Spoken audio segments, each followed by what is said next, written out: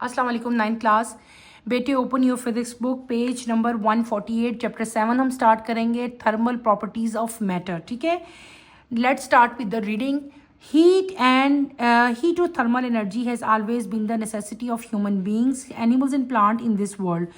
Without heat, their existence would not have been possible. In the beginning, the sun was the only source of light and heat. With the discovery of fire, a new era was started. The use of heat produced from fire was increased day by day and greatly contributed to the comforts and facilities for the human being.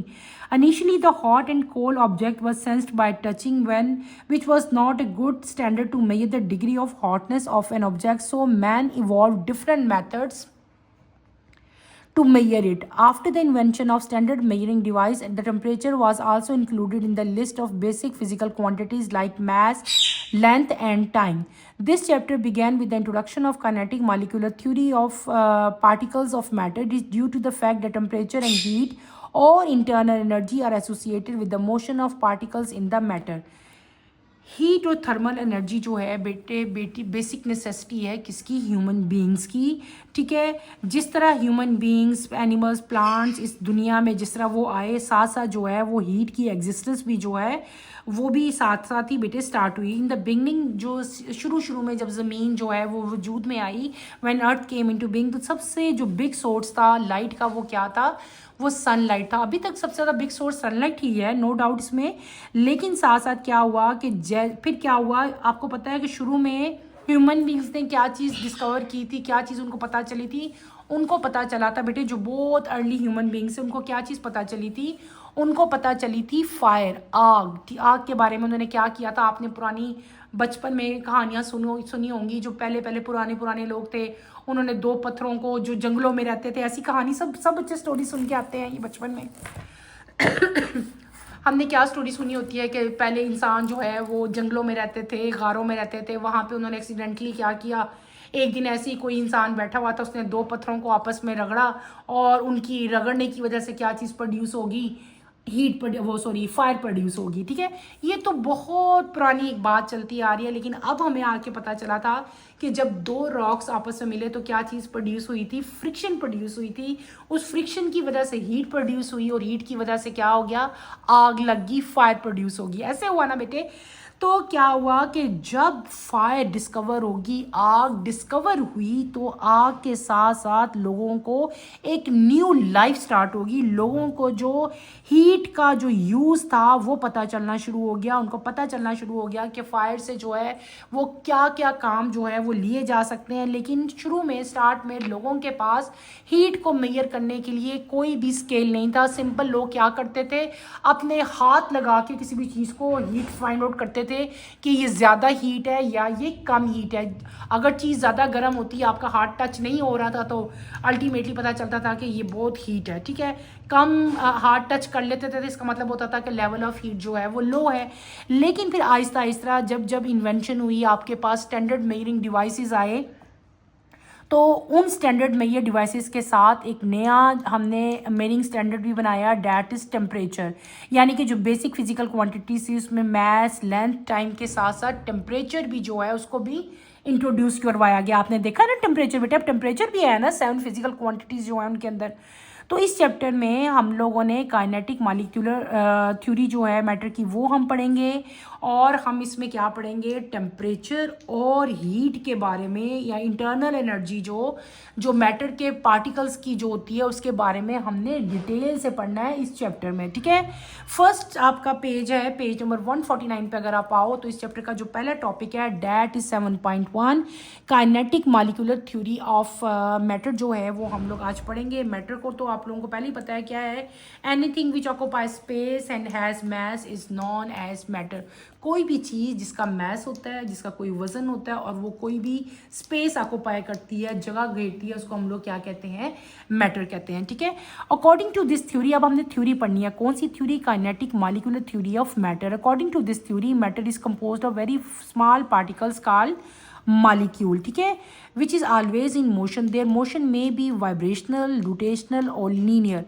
There exists a mutual force of attraction between molecules known as intermolecular forces. This force depends upon the distance between the molecules, decreases with the increasing distance between them.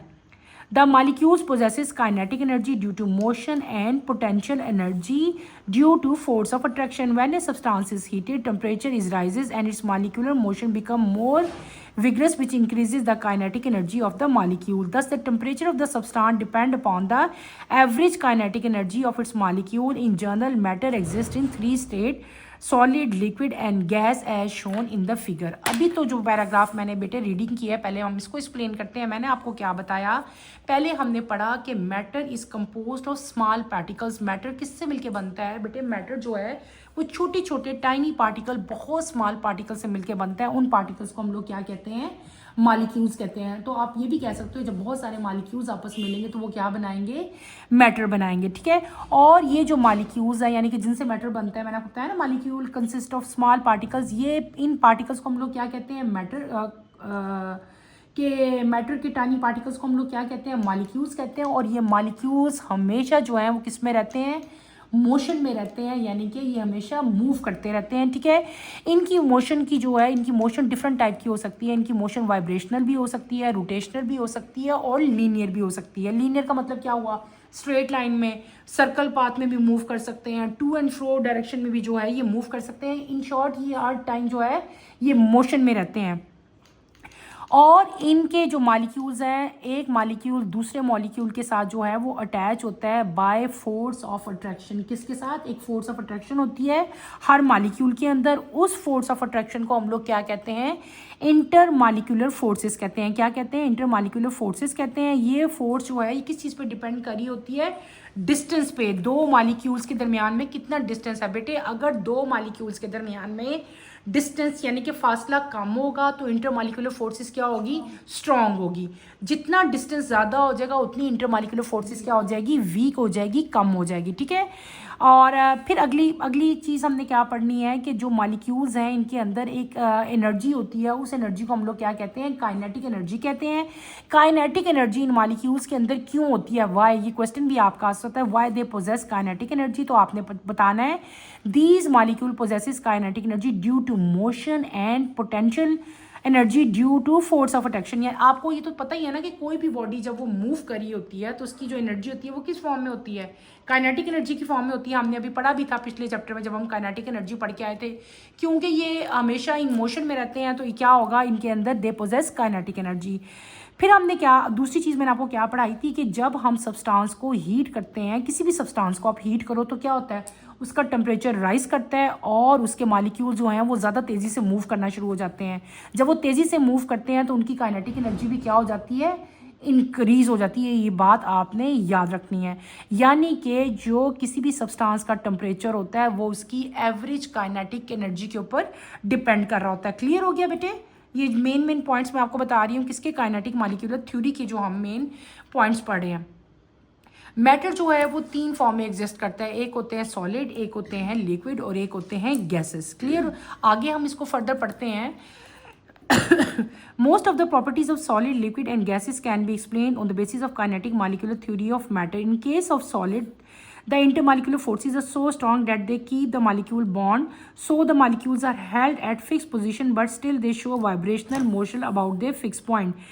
This is why the solid have definite shape and definite volume. In case of liquid, intermolecular forces is so weak that it cannot hold the molecule at fixed position and the molecules can slide over each other in random direction. A liquid therefore possesses a definite volume but has no definite shape. Due to flow of the molecule, it requires the shape of the containing vessels. Gas molecules are relatively far away from one another, due to which gas neither possess a definite volume nor a definite shape. हमने क्या पढ़ा? हमने एक simple सी चीज़ पढ़ी। आपको मैंने क्या बताया कि जो मैटर है that exist in 3 main state, वैसे इसका 4th स्टेट भी है डैट इज़ प्लाज्मा। उसके बारे में आगे हम फर्दर पढ़ेंगे, लेकिन 3 मेन स्टेट्स कौन से हैं? Solid, liquid and gas. आपके पेपर में बेटे डिफरेंस भी आता है, write down the difference between solid, liquid and gases. तो वो आपने ये कन्फ्यूज नहीं, अक्सर बच्चे कहते हैं ये तो बुक में था ही नहीं, बुक में कंपैरिजन नज़र ही नहीं आया। तो वो देखो, अगर इस पैराग्राफ की फॉर्म में भी लिखा हो तो आपने पॉइंट्स में खुद ही बना लेते हैं इसको, ठीक है। इसमें कन्फ्यूजन कोई नहीं आपने रखनी, कंफ्यूज नहीं होते, बल्कि अच्छी तरह से लर्न करने की कोशिश करते हैं। आपका कंसेप्ट क्लियर होना चाहिए, क्वेश्चन जिस तरह कभी आए तो आपको सॉल्व करना आना चाहिए।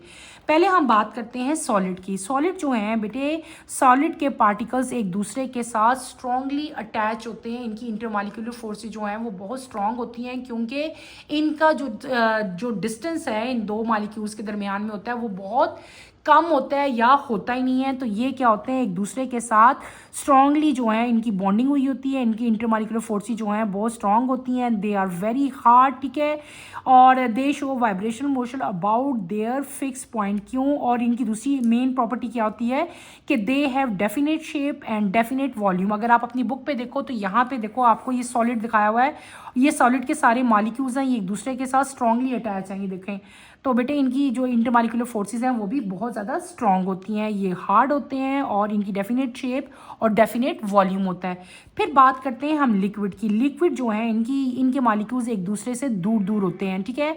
इनकी इंटरमॉलिक्यूलर फोर्सेस जो हैं वो सॉलिड के साथ कंपैरिजन किया जाए तो सॉलिड के निस्बत जो है इनकी इंटरमॉलिक्यूलर फोर्सेस हैं वो क्या होती हैं, वो वीक होती हैं और ये हमेशा रैंडम मोशन में रहते हैं, ठीक है।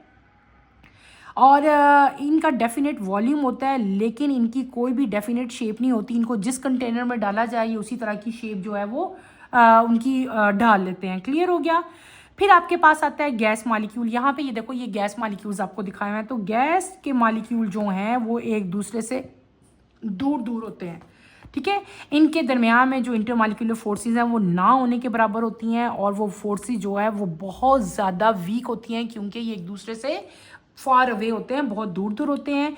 गैस मॉलिक्यूल्स की ना तो डेफिनेट वॉल्यूम होती है और ना ही इनका कोई डेफिनेट शेप होती है। क्लियर हो गया।